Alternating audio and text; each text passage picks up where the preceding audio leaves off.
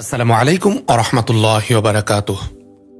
নবী করিম সাল্লাল্লাহু আলাইহি ওয়াসাল্লামের জীবনী আর রাহিকুল মাখতুম শুনছিলাম আমরা। আজকের পর্বে আমরা শুনব হামরাউল আসাদ অভিযান এবং তার পরবর্তী ঘটনা প্রবাহ। আল্লাহুম্মা সাল্লি আলা মুহাম্মাদি ওয়া আলা আলি মুহাম্মাদ কামা সাল্লাইতা আলা ইব্রাহিম ওয়া আলা আলি ইব্রাহিম ইন্নাকা হামিদুম মাজিদ। আল্লাহুম্মা বারিক আলা মুহাম্মাদি ওয়া আলা আলি মুহাম্মাদ কামা বারাকতা আলা ইব্রাহিম ওয়া আলা আলি ইব্রাহিম ইন্নাকা হামিদুম মাজিদ। হামরাউল আসাদ অভিযান। এদিকে রাসূলুল্লাহ সাল্লাল্লাহু আলাইহি ওয়াসাল্লাম যুদ্ধে সৃষ্ট অবস্থার উপর গভীর চিন্তা করে সারা রাত কাটিয়ে দেন। তার আশঙ্কা ছিল, যদি মুশরিকরা এ চিন্তা করে যে যুদ্ধক্ষেত্রে তাদের পাল্লা ভারী থাকা সত্ত্বেও তারা কোনো উপকার লাভ করতে পারেনি, তাহলে তারা অবশ্যই লজ্জিত হবে এবং রাস্তা হতে ফিরে এসে মদিনার উপর দ্বিতীয়বার আক্রমণ চালাবে। এজন্য তিনি সিদ্ধান্ত গ্রহণ করলেন যে যে প্রকারেই হোক তাদের পশ্চাদাপন করতে হবে। আহলে সিয়ারের বর্ণনায় রয়েছে যে রাসূলুল্লাহ সাল্লাল্লাহু আলাইহি ওয়াসাল্লাম উহুদ যুদ্ধের দ্বিতীয় দিন অর্থাৎ তৃতীয় হিজরির ৮ই শাওয়াল রবিবার সকালে ঘোষণা করেন যে শত্রুদের মোকাবেলার জন্য বের হতে হবে। সাথে সাথে তিনি এ ঘোষণাও দেন, যারা উহুদ যুদ্ধে শরীক ছিল শুধু তারাই যাবে। এরপরেও আব্দুল্লাহ ইবনে উবাই তাদের সাথে যাবার অনুমতি চাইলে রাসূলুল্লাহ সাল্লাল্লাহু আলাইহি ওয়াসাল্লাম তাকে অনুমতি দিলেন না। এ ঘোষণার সঙ্গে সঙ্গে মদিনার মুসলিম পল্লীটি শয্যার উপর লাফিয়ে উঠলেন। সব শোক, সব সন্তাপ, সব জ্বালা, সব যন্ত্রণা বিস্মৃত হয়ে তারা গতকালের রক্তরঞ্জিত অস্ত্রগুলো তুলে নিলেন হাতে এবং উৎসাহের সাথে রাসূলুল্লাহ সাল্লাল্লাহু আলাইহি ওয়াসাল্লামের খিদমতে সমবেত হতে লাগলেন। দেখতে দেখতে মুসলিম বাহিনী মদিনা ত্যাগ করে গেলেন। জাবির ইবনু আব্দুল্লাহ রাদিয়াল্লাহু আনহু, যিনি উহুদ যুদ্ধে শরীক হওয়ার সুযোগ লাভ করেননি, এ যুদ্ধে শরীক হওয়ার জন্য নবী করিম সাল্লাল্লাহু আলাইহি ওয়াসাল্লামের খিদমতে আরজ পেশ করলেন। তিনি বললেন, হে আল্লাহর রাসূল সাল্লাল্লাহু আলাইহি ওয়াসাল্লাম, আমি চাচ্ছি যে আপনি যে সকল যুদ্ধে অংশগ্রহণ করবেন আমিও যেন সে সকল যুদ্ধে অংশগ্রহণ করার সুযোগ লাভ করি। কিন্তু যেহেতু এ যুদ্ধে অর্থাৎ উহুদে আমার পিতা তার সন্তানদের দেখাশোনার জন্য আমাকে বাড়িতে রেখে দেন, সেহেতু আমি তাতে শরীক হতে পারিনি। অতএব আমাকে অভিযানে অংশগ্রহণ করার সুযোগ দান করা হোক। রাসূল করিম সাল্লাল্লাহু আলাইহি ওয়াসাল্লাম তাকে অনুমতি প্রদান করলেন। রাসূলুল্লাহ সাল্লাল্লাহু আলাইহি ওয়াসাল্লাম আগের মতো রণসাজে সজ্জিত হয়ে ঘোড়ার পিঠে আরোহণ করে অগ্রগামী হয়ে চলতে থাকলেন, আর সবাই চলছিলেন পায়ে হেঁটে। কর্মসূচি অনুযায়ী মদিনা হতে ৮ মাইল দূরে হামরাউল আসাদ নামক স্থানে পৌঁছে তারা শিবির স্থাপন করলেন। এখানে অবস্থানকালে মাবাদ ইবনু আবু মাবাদ খুজাই রাসূলুল্লাহ সাল্লাল্লাহু আলাইহি ওয়াসাল্লামের খিদমতে হাজির হয়ে ইসলাম গ্রহণ করে। আবার এটাও কথিত আছে যে সে শিরকের উপরে প্রতিষ্ঠিত ছিল, কিন্তু সে রাসূলুল্লাহ সাল্লাল্লাহু আলাইহি ওয়াসাল্লামের শুভাকাঙ্ক্ষী ছিল। কেননা খুজা ও বনু হাশিমের মধ্যে বন্ধুত্ব ও পারস্পরিক সাহায্যের চুক্তি ছিল। যা হোক, সে বলল, হে মুহাম্মদ সাল্লাল্লাহু আলাইহি ওয়াসাল্লাম, আপনার ও আপনার সহচরদের ক্ষয়ক্ষতিতে আমি অত্যন্ত ব্যথিত হয়েছি। আমি কামনা করছিলাম যে আল্লাহ আপনাদেরকে নিরাপদে রাখবেন। তার এ সহানুভূতি প্রকাশে খুশি হয়ে রাসূলুল্লাহ সাল্লাল্লাহু আলাইহি ওয়াসাল্লাম তাকে বললেন, তুমি আবু সুফিয়ানের নিকট গমন করো এবং তাকে হতোদ্যম করে দাও। এদিকে রাসূলুল্লাহ সাল্লাল্লাহু আলাইহি ওয়াসাল্লাম যে আশঙ্কা করেছিলেন যে মুশরিকরা মদিনায় প্রত্যাবর্তনের কথা চিন্তা ভাবনা করবে, তা সম্পূর্ণ সত্য।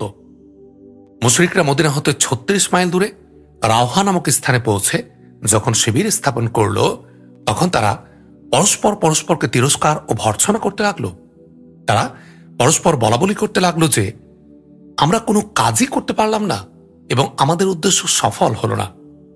আবু সুফিয়ান, ইকরামা প্রভৃতি দলপতিগণ বলতে লাগলো, মুহাম্মদ সাল্লাল্লাহু আলাইহি ওয়াসাল্লাম আহত এবং তার অধিক সংখ্যক ভক্ত আঘাতে জর্জরিত। এ অবস্থায় মদিনা আক্রমণ না করে ফিরে যাওয়া আমাদের পক্ষে কোনো ক্রমেই যুক্তিসম্মত হচ্ছে না।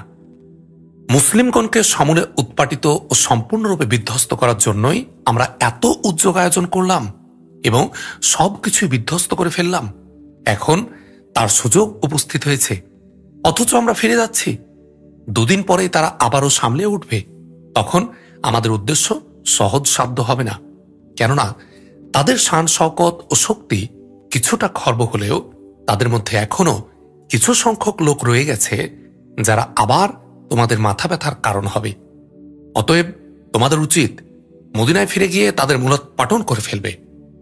আবু সুফিয়ান বিভিন্ন গোত্রের যে সমস্ত লোকদেরকে নানাভাবে প্রলুব্ধ করে নিজেদের দলে আনয়ন করেছিল তারা বলতে লাগল, কি করতে এসেছিলাম আর কি করে যাচ্ছি? মদিনা আক্রমণ করে ধর্মের শত্রুদেরকে বিধ্বস্ত করে ফেলব, মদিনার সমস্ত সম্পদ লুট করে নিব, তাদের যুবতী ও কুমারীদের সতীত্ব নষ্ট করব এবং যা খুশি তাই করব। কিন্তু এখন দেখছি সব কিছুই হল না, আমাদেরকে উল্টো ক্ষতিগ্রস্ত হয়ে ফিরে যেতে হচ্ছে। তাই তারা সিদ্ধান্ত গ্রহণ করল যে মদিনা আক্রমণ করতেই হবে। উমাইয়ার পুত্র সাফওয়ান এর প্রতিবাদ করল বটে, কিন্তু কেউ তার কথা গ্রাহ্য করল না। কিন্তু এ ধরনের কথাবার্তা থেকে ধারণা করা যায় যে এটা মুশরিক কুরাইশদের একটি সাধারণ অভিমত, যারা উভয় পক্ষের শক্তি সামর্থ্য সম্পর্কে সঠিক ধারণা রাখত না। কিন্তু সাফওয়ান বিন উমাইয়া, যিনি একজন উচ্চ মর্যাদা সম্পন্ন ব্যক্তি ছিলেন, তিনি এমতের বিরোধিতা করেন এবং বলেন, হে লোক সকল, তোমরা এরূপ কাজ করো না। আমার ভয় হয় যে মদিনার যারা উহুদ যুদ্ধে অংশগ্রহণ করেনি তারাও তোমাদের বিরুদ্ধে এ যুদ্ধে অংশগ্রহণ করবে। তোমরা এ অবস্থায় ফিরে চলো, এখন বিজয় রয়েছে তোমাদেরই। অন্যথায় আমার ভয় হয় যে যদি এখন মদিনা আক্রমণ করো তাহলে বিপদে পড়ে যাবে। কিন্তু অধিক সংখ্যক লোকই এ মত গ্রহণ করল না এবং সিদ্ধান্ত হল যে মদিনা আক্রমণ করতে হবে। তখনও তারা শিবির ছেড়ে বের হয়নি। এমন সময় মাবাদ ইবনু আবি মাবাদ খুজাই সেখানে গিয়ে উপস্থিত হলেন। মাবাদের ইসলাম গ্রহণ সম্পর্কে আবু সুফিয়ান কিছুই জানত না। তাই তাকে দেখে আবু সুফিয়ান সাগ্রহে বলে উঠলেন, এ যে মাবাদ, সংবাদ কি? মাবাদ উত্তর দিল, সংবাদ আর কি, এখনই সরে পড়ো। আবু সুফিয়ান প্রশ্ন করলেন, ব্যাপার কি? মুহাম্মদ সাল্লাল্লাহু আলাইহি ওয়াসাল্লাম সম্বন্ধে কোনো সংবাদ আছে নাকি? মাবাদ জবাবে বলল, আছে বই কি। মুহাম্মদ সাল্লাল্লাহু আলাইহি ওয়াসাল্লাম বিপুল আয়োজনে অগ্রসর হচ্ছেন। এবার মদিনার প্রত্যেক মুসলিমই যোগদান করেছে। একথা শুনে আবু সুফিয়ান বললেন, আরে সর্বনাশ, তুমি বলছো কি? তাদের অবশিষ্ট শক্তিটুকু বিনষ্ট করতে, তাদেরকে সমূলে উৎপাদিত করতে দৃঢ় সংকল্প করে আমরা মদিনার দিকে অগ্রসর হতে যাচ্ছি। মুহাম্মদ সাল্লাল্লাহু আলাইহি ওয়াসাল্লাম প্রত্যুষে আবার যুদ্ধযাত্রা করেছে, এটাও কি সম্ভব? তুমি বলছো কি? মাবাদ জবাব দিল, বলছি ভালোই, এখনো মানে মানে সরে পড়ো। মুসলিম বাহিনী এসে পড়তে বেশি দেরি নেই, শীঘ্রই সরে পড়ো। এমত অবস্থায় কুরাইশ নেতৃবৃন্দের মনে ভীষণ ভীতি সঞ্চার হল এবং তারা মক্কায় ফিরে যাওয়া ব্যতীত তাদের সামনে আর কোনো পথ খোলা পেল না। আবু সুফিয়ান তখন সকলকে মক্কার পথে যাত্রা করার আদেশ প্রদান করলেন। কুরাইশ বাহিনী আর কাল বিলম্ব না করে স্বদেশ অভিমুখে রওনা হল। তবে আবু সুফিয়ান একটা কাজ করল যে মুহাম্মদ সাল্লাল্লাহু আলাইহি ওয়াসাল্লাম যেন মুশরিকদের পশ্চাদ্ধাবন না করেন, এজন্য তাদের পাশ দিয়ে গমনকারী আব্দুল কায়স গোত্রের এক কাফিলার লোকদেরকে বললেন, আপনারা মুহাম্মদ সাল্লাল্লাহু আলাইহি ওয়াসাল্লামকে আমাদের একটি পয়গাম পৌঁছিয়ে দিবেন কি? আমি ওয়াদা করেছি যে আপনারা যখন মক্কা আসবেন তখন আমি এর বিনিময়ে আপনাদের উটগুলো যত বহন করতে পারে তত কিসমিস প্রদান করব। ওই লোকগুলো বলল, জি হ্যাঁ, পারব।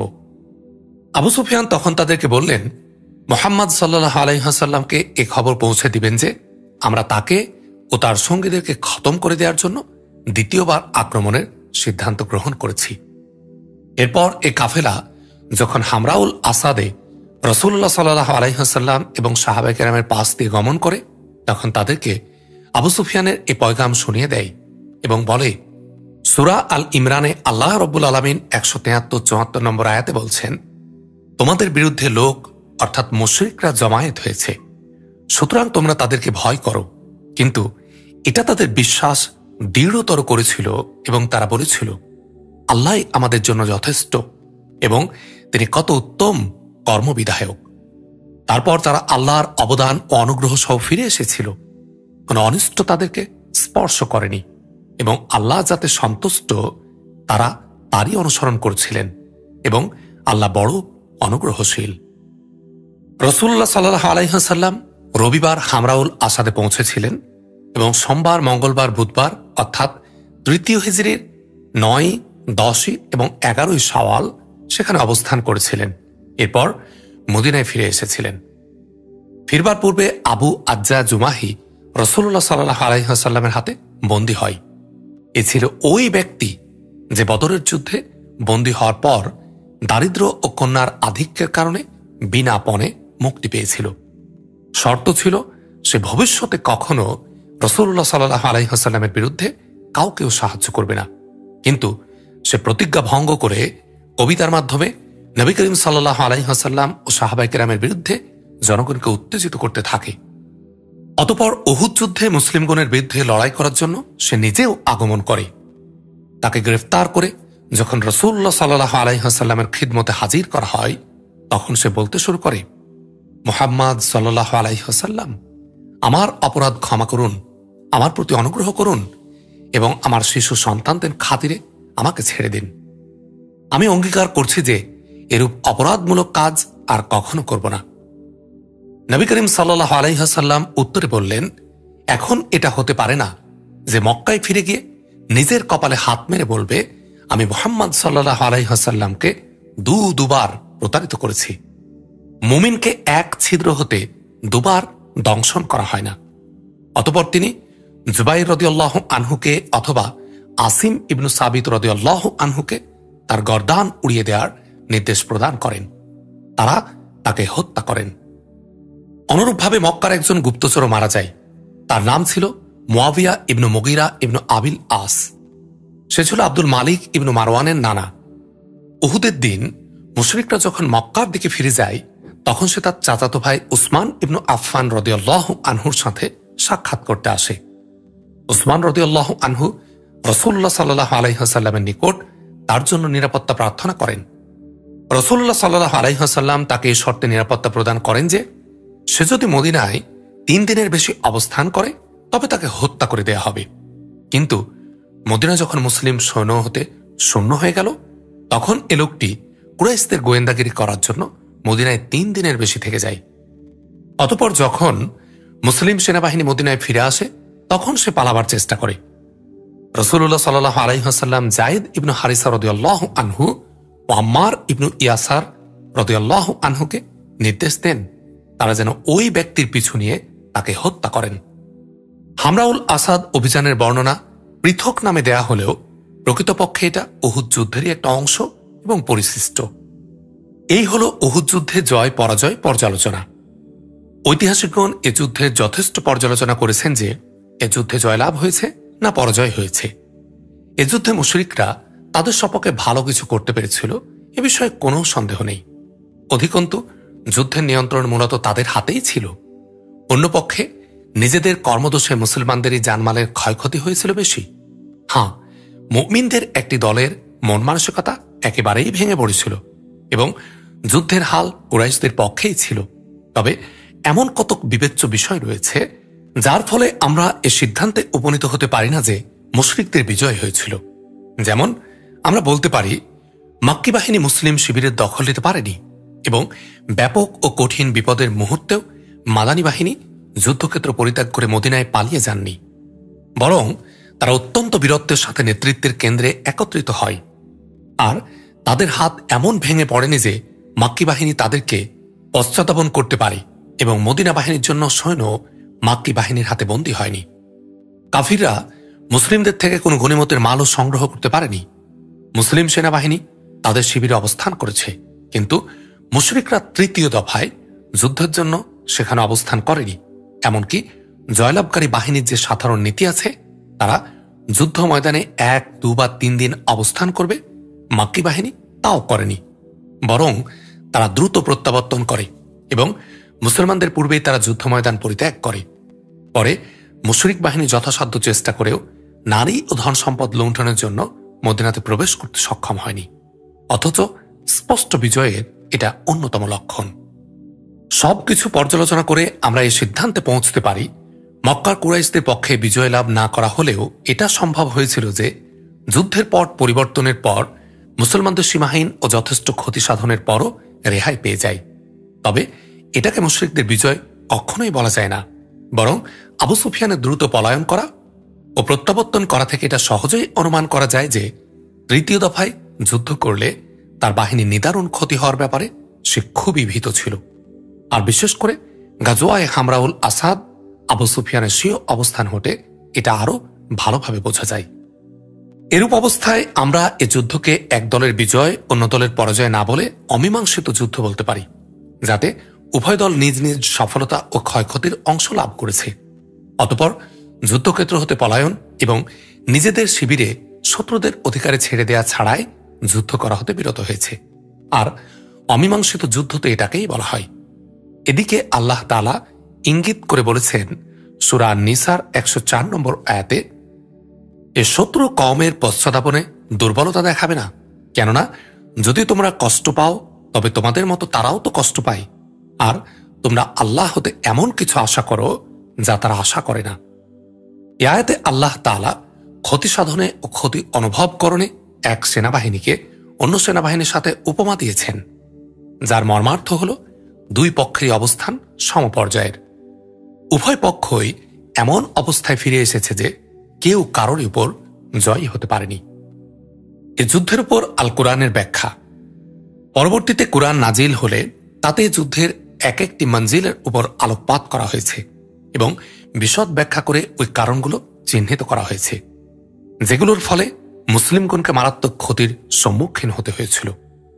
আর এ ধরনের ফয়সালাকৃত সময়ে ইমানদার ও উম্মতকে, যারা অন্যান্য উম্মতের মোকাবিলায় শ্রেষ্ঠ উম্মত হওয়ার সৌভাগ্য লাভ করেছে, যেসব উচ্চ ও গুরুত্বপূর্ণ উদ্দেশ্য লাভের জন্য অস্তিত্বে আনা হয়েছে, এগুলোর দিক দিয়ে এখনও তাদের বিভিন্ন দলের মধ্যে কি কি দুর্বলতা রয়েছে সেগুলো বলে দেওয়া হয়েছে। অনুরূপভাবে কুরআন মাজিদে মুনাফিকদের বর্ণনা দিয়ে তাদের প্রকৃত স্বরূপ প্রকাশ করে দেওয়া হয়েছে। তাদের অন্তরে আল্লাহ এবং তার রাসূল সাল্লাল্লাহু আলাইহি ওয়াসাল্লামের বিরুদ্ধে যে শত্রুতা লুক্কায়িত ছিল তা জানিয়ে দেওয়া হয়েছে। আর সরল মনা মুসলিমগণের অন্তরে এ মুনাফিকরা এবং তাদের ভাই ইহুদিরা যে কুমন্ত্রণা ছড়িয়ে রেখেছিল তা দূরীভূত করা হয়েছে।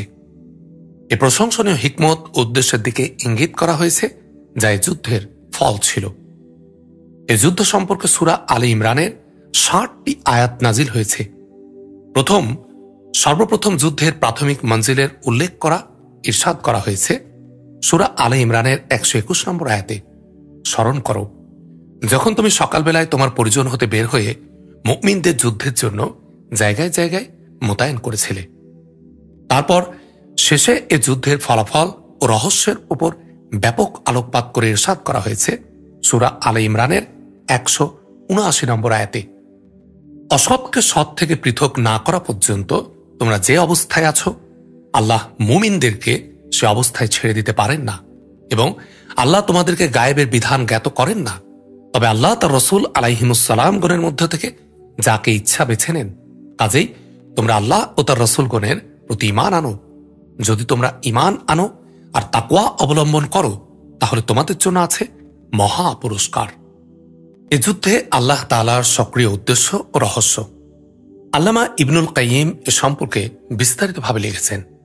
হাফেজ ইবনু হাজার আসকালানী রহমাতুল্লাহ আলাইহি বলেছেন যে, ওলামারা ইসলামী পণ্ডিতগণ বলেছেন যে গাজওয়ায়ে উহুদ ও তার মধ্যে মুসলিমগণের পরাজয়ে মহান আল্লাহর গুরুত্বপূর্ণ উদ্দেশ্য ও উপকার নিহিত ছিল, যেমন অবাধ্যতার প্রায়শ্চিত্ত এবং বাধা না মানার দুর্বিপাক সম্পর্কে মুসলিম জাতিকে সতর্ক করা। কারণ তীরন্দাজগণকে নিজ স্থানে জয় ও পরাজয় উভয় অবস্থাতে স্থির থাকার জন্য রাসূলুল্লাহ সাল্লাল্লাহু আলাইহি ওয়াসাল্লাম যে নির্দেশ দিয়েছিলেন তারা তার বিরুদ্ধাচরণ করে কেন্দ্র পরিত্যাগ করেছিল, যার পরিণতি হিসেবে এ পরাজয়। একটি উদ্দেশ্য রাসূল সাল্লাল্লাহু আলাইহি ওয়াসাল্লাম গণের সুন্নাতের প্রকাশ করা, তাদেরকে প্রথমে বিপদে ফেলে শেষে বিজয়ী করা হয়। আর তাতে এই রহস্য লুক্কায়িত আছে যে যদি তাদেরকে বরাবর বিজয়ী করা হয় তাহলে মুসলিম সমাজে এমন সব লোকের অনুপ্রবেশ ঘটবে যারা মুমিন নয়। তখন সৎ ও অসৎ এর মধ্যে পার্থক্য করা সম্ভব হবে না। আর যদি বরাবর পরাজয়ের পর পরাজয়ের সম্মুখীন হতো তাহলে নবী আলাইহিমুসসালাম প্রেরণের উদ্দেশ্যই সফল হবে না। কাজেই আকাঙ্ক্ষিত উদ্দেশ্য পূরণের জন্য জয় পরাজয় দুটিরই প্রয়োজন আছে, যাতে সৎ ও অসৎ এর মধ্যে পার্থক্য হয়ে যায়। কারণ মুনাফিকদের কপটতা মুসলিমগণের নিকট গোপন ছিল। যখন এ ঘটনা সংঘটিত হল তখন মুনাফিকগণ কথা ও কর্মে প্রকাশ করে দিল। আর মুসলিমগণ জানতে পারল যে তাদের মধ্যে নিজেদের শত্রু বিদ্যমান। কাজেই মুসলিমগণ তাদের মোকাবেলা করার জন্য প্রস্তুত ও সতর্ক হলেন। একটা উদ্দেশ্য বা রহস্য এটাও ছিল যে কোনো কোনো ক্ষেত্রে সাহায্য আসতে বিলম্ব ঘটলে নম্রতার সৃষ্টি হয় ও আত্মহংকার নিঃশেষ হয়ে যায়। কাজেই পরীক্ষায় পড়ে যখন মুসলিমগণ বিপন্ন হয়ে পড়লেন, তখন তারা ধৈর্য অবলম্বন করলেন আর মুনাফিকগণ হাহুতাশ আরম্ভ করে দিল। একটা উদ্দেশ্য এটাও ছিল যে আল্লাহ তাআলা বিশ্বাসীগণের জন্য পুরস্কারের ক্ষেত্রে এমন অনেক মর্যাদা বা জান্নাত তৈরি করেছেন যেখানে তাদের আমল দ্বারা পৌঁছা সম্ভব নয়। কাজেই বিপদ ও পরীক্ষার মধ্যে এমন অনেক উপায় নিহিত রয়েছে যার দ্বারা তারা সেই সব মর্যাদায় পৌঁছতে পারেন। আরেকটা হিকমত বা রহস্য ছিল শাহাদাত লাভ আউলিয়া কিরামের সর্বাপেক্ষা বড় পদমর্যাদা। কাজে এই পদমর্যাদা তাদের জন্য সরবরাহ করে দেয়া হয়েছিল। আরও একটি রহস্য নিহিত ছিল যে আল্লাহ তাআলা নিজ শত্রুদেরকে ধ্বংস করতে চেয়েছিলেন। কাজেই তাদের ধ্বংসের ব্যবস্থা করেন, অর্থাৎ কুফরি, অত্যাচার ও আল্লাহর অলিগণকে কষ্ট দেয়াতে সীমাতিরিক্ত অবাধ্যতা করার পরিণতিতে ইমানদারগণকে গুনাহ হতে পাক ও পরিচ্ছন্ন করলেন এবং বিধর্মী কাফিরগণকে ধ্বংস ও নিঃশেষ করলেন। উহুদ ও আহজাব যুদ্ধের মধ্যবর্তী সারিয়া ও অভিযান সমূহ। উহুদের অপ্রত্যাশিত ও দুঃখজনক পরিস্থিতি মুসলিমগণের সুখ্যাতি ও শক্তি সামর্থ্যের উপর দারুণ প্রতিক্রিয়ার সূচনা করে। এতে তাদের মনোবলের জোয়ার ধারায় কিছুটা ভাটা সৃষ্টি হয়ে যায় এবং এর ফলে বিরুদ্ধবাদীগণের অন্তর থেকে ক্রমান্বয়ে মুসলিম ভীতি হ্রাস পেতে থাকে। এ প্রেক্ষাপটে মুসলিমগণের অভ্যন্তরীণ ও বাহ্যিক সমস্যাদি বৃদ্ধি পেতে থাকে এবং বিভিন্ন দিক থেকে মদিনার উপর বিপদাপদ ঘনীভূত হওয়ার আশঙ্কা সৃষ্টি হয়ে যায়। ইহুদি, মুনাফিক এবং বেদুইনগণ প্রকাশ্য শত্রুতায় লিপ্ত হয় এবং মুসলিমগণকে অপমান করার জন্য প্রচেষ্টা চালাতে থাকে।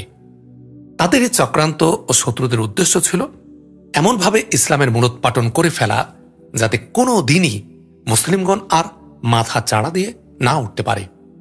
উহুদের পর 2 মাস অতিক্রান্ত হতে না হতে এ লক্ষ্যে বনু আসাদ গোত্র মদিনা আক্রমণের উদ্দেশ্যে প্রস্তুতি গ্রহণ করতে থাকে। অন্যদিকে 4th হিজরির সফর মাসে আজাল ও কারাহ গোত্র এমন এক চক্রান্তমূলক পরিস্থিতির সৃষ্টি করে যার ফলে 10 জন সাহাবীকে শাহাদাতের পেয়ালা পান করতে হয়। অধিকন্তু এ সফর মাসে বনু আমির প্রধান হীন চক্রান্ত ও সঠতার মাধ্যমে 70 জন সাহাবী রাদিয়াল্লাহু আনহুমকে শহীদ করে। এ ঘটনাকে বীরে মাউনার ঘটনা বলা হয়। ওই সময়ে বনু নাজিরও প্রকাশ্যে শত্রুতা আরম্ভ করে দেয়। এমনকি 4th হিজরির রবিউল আওয়াল মাসে তারা নবী করিম সাল্লাল্লাহু আলাইহি ওয়াসাল্লামকে হত্যার জন্য চেষ্টা করে। এদিকে বনু গাতফানের সাহস এতই বৃদ্ধিপ্রাপ্ত হয় যে 4th হিজরির জামাদুল উলা মাসে মদিনা আক্রমণের সময়সূচি নির্ধারণ করে বসে। মূল কথা হচ্ছে, উহুদ যুদ্ধে মুসলিমগণের যে মর্যাদা ক্ষুণ্ণ হয়েছিল তারই প্রেক্ষাপটে একটা নির্দিষ্ট সময় পর্যন্ত তাদের একের পর এক নানা বিপদাপদের সম্মুখীন হতে হয়েছিল। কিন্তু নবী করিম সাল্লাল্লাহু আলাইহি ওয়াসাল্লাম তার অসাধারণ প্রজ্ঞাপ্রসূত পরিচালনার মাধ্যমে সকল প্রকার চক্রান্ত, সঠতা ও বৈরিতা অতিক্রম করে পুনরায় গৌরব ও মর্যাদা সুউচ্চ আসনে মুসলিমগণকে প্রতিষ্ঠিত করতে পুরোপুরি সক্ষম হন। এ ব্যাপারে নবী করিম সাল্লাল্লাহু আলাইহি ওয়াসাল্লামের সর্বপ্রথম পদক্ষেপ ছিল হামরাউল আসাদ পর্যন্ত মুশরিকগণের পশ্চাদাবন করা। এই পদক্ষেপের ফলে নবী করিম সাল্লাল্লাহু আলাইহি ওয়াসাল্লামের সৈন্যদলের মর্যাদা বৃদ্ধিপ্রাপ্ত স্থায়ীভাবে প্রতিষ্ঠিত হয়। কারণ এ পদক্ষেপ এতই গুরুত্ব ও বীরত্বপূর্ণ ছিল যে এর ফলে প্রতিপক্ষগণ অর্থাৎ মুশরিক, মুনাফিক, ইহুদিগণ একদম স্তম্ভিত ও হতবাক হয়ে যায়। অতঃপর রাসূল করিম সাল্লাল্লাহু আলাইহি ওয়াসাল্লাম আরও এমন সব সামরিক পদক্ষেপ অবলম্বন করেছিলেন যা শুধু মুসলিমগণের হৃত গৌরব পুনঃপ্রতিষ্ঠায় সাহায্য করেনি, বরং তার বৃদ্ধি প্রাপ্তিতেও প্রভূত সাহায্য করেছিল। পরবর্তীতে এ বিষয়ে আলোচনা করা হচ্ছে। 1. আবু সালামার অভিযান। উহুদ যুদ্ধের পর সর্বপ্রথম মুসলিমগণের বিরুদ্ধাচারণ করে বনু আসাদ বিন খুজাইমা গোত্র। মদিনায় এ মর্মে খবর পৌঁছায় যে খোয়াইলিদের 2 ছেলে তালহা ও সালামা নিজ দলের লোকজন ও অনুসারীদের নিয়ে রাসূলুল্লাহ সাল্লাল্লাহু আলাইহি ওয়াসাল্লামের উপর আক্রমণ পরিচালনার জন্য বনু আসাদকে আহ্বান জানাচ্ছে। এ সংবাদ অবগত হয়ে নবী করিম সাল্লাল্লাহু আলাইহি ওয়াসাল্লাম অত্যন্ত দ্রুততার সঙ্গে আনসার ও মুহাজিরদের সমন্বয়ে 150 সৈন্যের এক বাহিনী গঠন করেন এবং আবু সালামার হস্তে পতাকা প্রদান করে তার নেতৃত্বাধীনে সেই বাহিনী প্রেরণ করেন। বনু আসাদের প্রস্তুতির গ্রহণের পূর্বেই আবু সালামা রাদিয়াল্লাহু আনহু অতর্কিতভাবে তাদের উপর আক্রমণ করেন, যার ফলে তারা হতচকিত হয়ে ইতস্তত বিক্ষিপ্ত হয়ে পড়ে এবং পলায়ন করে। মুসলিম বাহিনী তাদের পরিত্যক্ত উট ও বকরির পাল এবং প্রাপ্ত গনিমতের মাল সহ নিরাপদে মদিনায় ফিরে আসেন। এই অভিযানে মুসলিম বাহিনীকে মুখোমুখি সংঘর্ষে লিপ্ত হতে হয়নি। এই অভিযান সংঘটিত হয়েছিল 4th হিজরির মুহররম মাসের চাঁদ উদিত হওয়ার পর।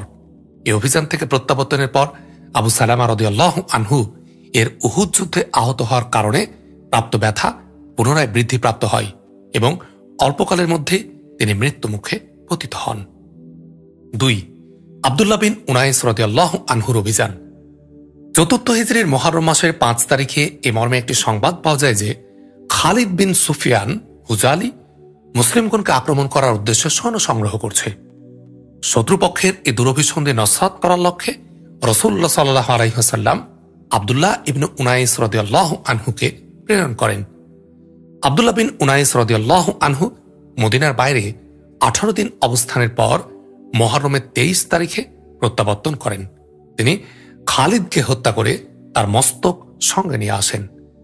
নবী করিম সাল্লাল্লাহু আলাইহি ওয়াসাল্লামের দরবারে উপস্থিত হয়ে তিনি যখন মস্তকটি তার সম্মুখে উপস্থাপন করেন, তখন তিনি তার হাতে একটি আসা বা লাঠি প্রদান করেন এবং বলেন, এটা কিয়ামতের দিন আমার ও তোমার মাঝে একটি নিদর্শন হয়ে থাকবে। যখন তার মৃত্যুর সময় নিকটবর্তী হল, এ প্রেক্ষিতে তিনি সেই আশাটিকে তার লাশের সঙ্গে কবর দেওয়ার জন্য ওসিয়ত করলেন। 3. রাজির ঘটনা। 4th হিজরির সফর মাসে আজল ও কারাহ গোত্রের কয়েক ব্যক্তি রাসূলুল্লাহ সাল্লাল্লাহু আলাইহি ওয়াসাল্লামের দরবারে উপস্থিত হয়ে আরজ করল, তাদের মধ্যে কিছু কিছু ইসলামের চর্চা রয়েছে, কাজেই কুরআন ও দ্বীন শিক্ষাদানের জন্য তাদের সঙ্গে কয়েকজন সাহাবী রাদিয়াল্লাহু আনহুমকে পাঠালে ভালো হয়। সে মোতাবেক রাসূলুল্লাহ সাল্লাল্লাহু আলাইহি ওয়াসাল্লাম ইতিহাসবিদ ইবনু ইসহাকের মতে 6 জন, সহিহুল বুখারীর বর্ণনা মতে 10 জন সাহাবায়ে কিরাম রাদিয়াল্লাহু আনহুমকে তাদের সঙ্গে প্রেরণ করেন। ইবনে ইসহাকের মতে মারসাদ বিন আবু মারসাদ গারাবিকে এবং সহিহুল বুখারীর মতে আসিম বিন উমার বিন খাত্তাবের নানা আসিম বিন সাবিতকে এ দলের নেতৃত্বে প্রদান করা হয়।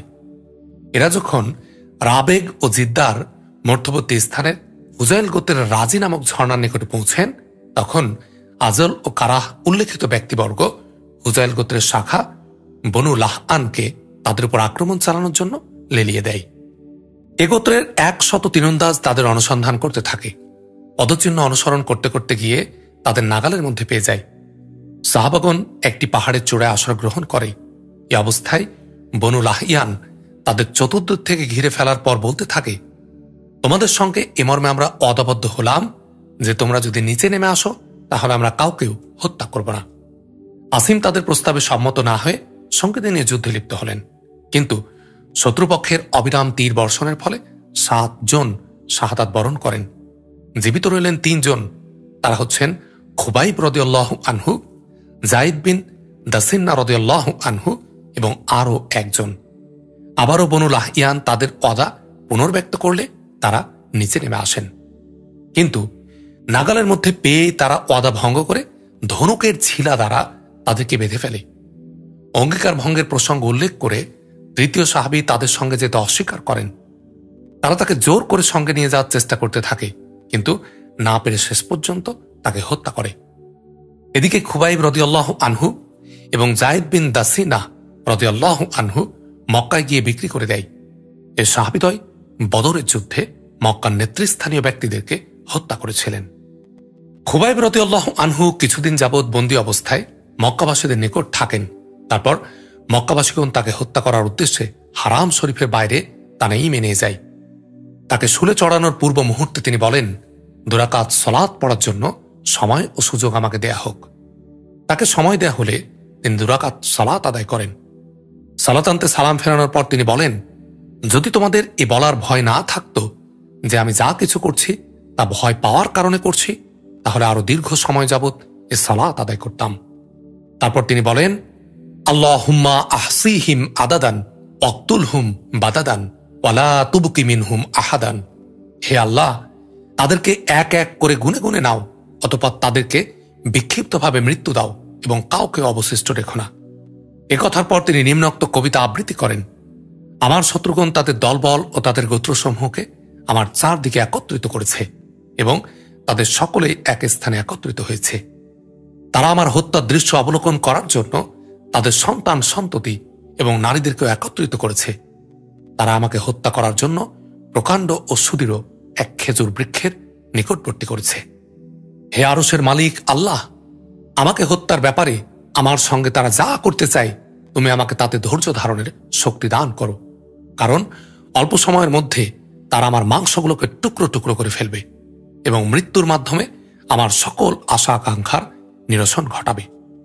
আমাকে হত্যার পূর্বে কুফরি গ্রহণ করা কিংবা মৃত্যুবরণ করা, এ দুইয়ের মধ্যে যে কোনো একটি গ্রহণ করার সুযোগ তারা দিয়েছিল, কিন্তু কুফরি গ্রহণ না করে ধর্মের পথে মৃত্যুকে বেছে নিয়েছি।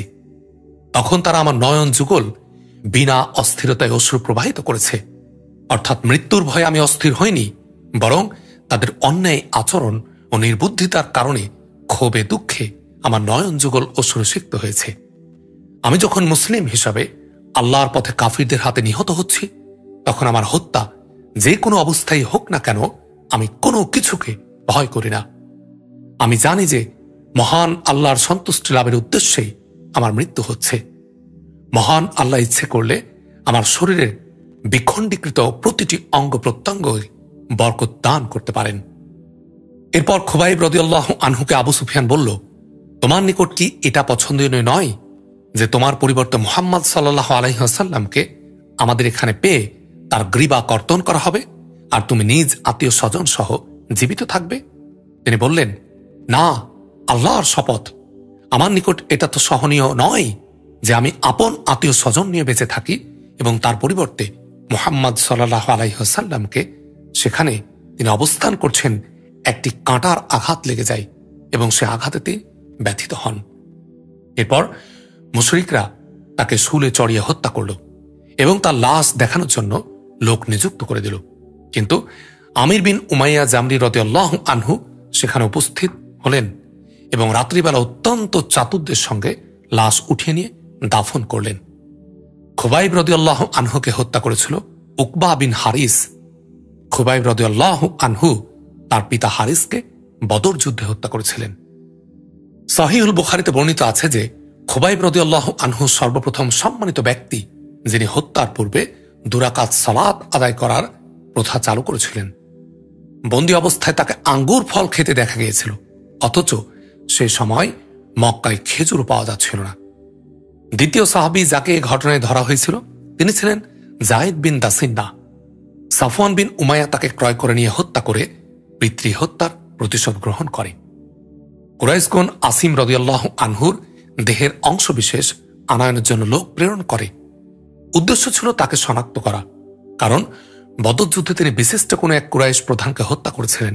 কিন্তু আল্লাহ তাআলা তাদের উপর এমন এক ভীমরুলের ঝাঁক প্রেরণ করলেন যারা কুরাইশ লোকজনের দুরভিসন্ধি থেকে এ লাশ হেফাজত করল। কুরাইশদের পক্ষে লাশের কোনো অংশগ্রহণ করা সম্ভব হল না। আসিম আল্লাহর দরবারে প্রকৃতই এ প্রার্থনা করেছিলেন যে তাকে যেন কোনো মুশরিক স্পর্শ করতে না পারে এবং তিনিও যেন কোনো মুশরিককে স্পর্শ না করেন। উমর রাদিয়াল্লাহু আনহু যখন এই ঘটনা অবগত হলেন তখন বললেন, আল্লাহ তাআলা মুমিন বান্দাকে তার মৃত্যুর পরে হেফাজত করেন যেমনটি করেন জীবিত অবস্থায়। আলহামদুলিল্লাহ রাব্বিল আলামিন। আমরা পরবর্তী পর্বে শুনব বীরে মাওনার ঘটনা এবং বনু নাজিরের যুদ্ধ, এছাড়া তৎপরবর্তী ঘটনা প্রবাহ। আজকের পর্ব এখানেই শেষ করছি। যাবার আগে একটি অনুরোধ, আপনি যদি আমাদের চ্যানেলটি এখনো সাবস্ক্রাইব করে না থাকেন তাহলে সাবস্ক্রাইব করতে অনুরোধ করছি। আমাদের ভিডিওগুলোতে লাইক করবেন, আপনার মতামত ও পরামর্শ কমেন্টে জানাবেন এবং আরো বেশি সংখ্যক মানুষের কাছে আমাদের এই কন্টেন্টগুলো পৌঁছানোর জন্য শেয়ার করে সহযোগিতা করবেন। আসসালামু আলাইকুম ওয়া রাহমাতুল্লাহি ওয়া বারাকাতুহু।